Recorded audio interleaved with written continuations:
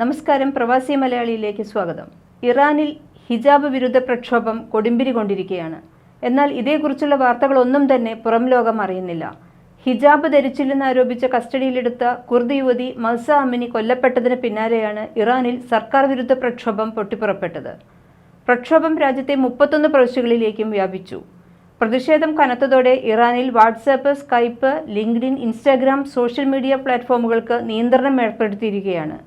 നൂറുകണക്കിന് മാധ്യമപ്രവർത്തകരെയും സാമൂഹ്യ പ്രവർത്തകരെയും അറസ്റ്റ് ചെയ്തു. മഹ്സ അമിനിയുടെ കസ്റ്റഡി മരണത്തിൽ ഇറാനിൽ അലയടിക്കുന്ന പ്രതിഷേധം അടിച്ചമർത്താനുള്ള ഭരണകൂടത്തിന്റെ ശ്രമങ്ങളിൽ ഏറ്റവും കുറഞ്ഞത് 33 പേർ മരിച്ചതായാണ് റിപ്പോർട്ട്. എങ്കിലും സർക്കാർ വിരുദ്ധ പ്രക്ഷോഭങ്ങൾ തുടരുകയാണ്.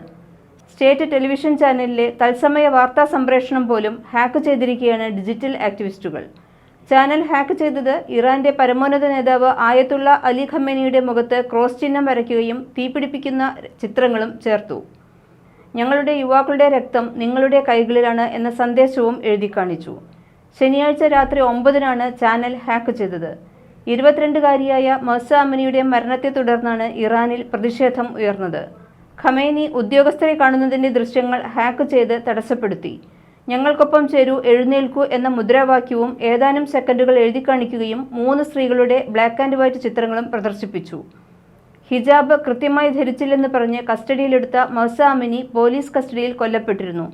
ഇസ്ലാമിക രാജ്യത്ത് ഡ്രസ് കോഡ് ലംഘിച്ചു എന്നാരോപിച്ചാണ് ഇവരെ കസ്റ്റഡിയിലെടുത്തത്. സെപ്റ്റംബർ 16-നാണ് അമിനി കൊല്ലപ്പെട്ടത്. ഇറാനിലെ TV ചാനൽ ഹാക്ക് ചെയ്യപ്പെട്ടുവെന്ന് തസ്നീം വാർത്താ ഏജൻസി സ്ഥിരീകരിച്ചിട്ടുണ്ട്.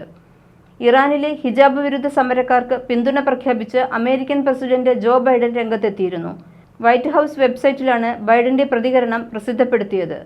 ഇറാൻ ഭരണാധികാരികളുടെ നടപടി പ്രാഥമികമായ മനുഷ്യാവകാശങ്ങളുടെ ലംഘനമാണെന്നും അദ്ദേഹം പറഞ്ഞു. സ്വന്തം നാട്ടിലെ ജനങ്ങളുടെ മേൽ അടിച്ചേൽപ്പിക്കുന്ന അതിക്രമങ്ങൾക്ക് ഇറാനിയൻ മതപോലീസും അധികാരികളും നാളെ ഉത്തരം പറയേണ്ടി വരുമെന്നും അദ്ദേഹം പ്രതികരിച്ചു. മഹ്സ അമിനി എന്ന യുവതിയുടെ കസ്റ്റഡി മരണത്തെ തുടർന്ന് ഇറാനിൽ പൊട്ടിപ്പുറപ്പെട്ട ബഹുജന പ്രക്ഷോഭം 19-ാം ദിവസവും ശക്തമായി തുടരുകയാണ്. രാജ്യത്തിന്റെ 17 പ്രവിശ്യകളിലെ 17-ലധികം നഗരങ്ങളിൽ ഇന്നലെയും ജനം പ്രതിഷേധവുമായി തെരുവിലിറങ്ങി. നിലവിൽ ഹൈസ്കൂളുകളും യൂണിവേഴ്സിറ്റികളും കേന്ദ്രീകരിച്ചാണ് സമരം നടക്കുന്നത്. സമരക്കാർക്ക് നേരെ പോലീസ് നടത്തിയ അതിക്രമങ്ങളിൽ ഇതുവരെ കൊല്ലപ്പെട്ടത് 400-ലധികം പേരാണ്. 10,000-ലധികം പേർ പരിക്കേറ്റ് ആശുപത്രിയിലാണ്. 20,000-ലധികം പേരെങ്കിലും പോലീസ് കസ്റ്റഡിയിൽ തുടരുകയാണെന്നാണ് റിപ്പോർട്ടുകൾ. രാജ്യത്തെ ക്രൂരമായ നിയമങ്ങൾക്കെതിരെ ഇറാനിലെ സ്ത്രീകൾ പരസ്യമായി മുടിവെട്ടുകയും ഹിജാബ് കത്തിക്കുകയും ചെയ്തു. പരമോന്നത നേതാവ് ആയത്തുള്ള അലി ഖമേനിയുടെ 3 പതിറ്റാണ്ട് നീണ്ട ഭരണത്തിന് അന്ത്യം കുറിക്കാൻ ആഹ്വാനം ചെയ്തുകൊണ്ട് ആളുകൾ സ്വേച്ഛാധിപതിക്ക് മരണമുദ്രാവാക്യങ്ങൾ മുഴക്കുകയാണ്. കൂടുതൽ പ്രവാസി വാർത്തകൾക്കായി ഈ ചാനൽ സബ്സ്ക്രൈബ് ചെയ്യൂ.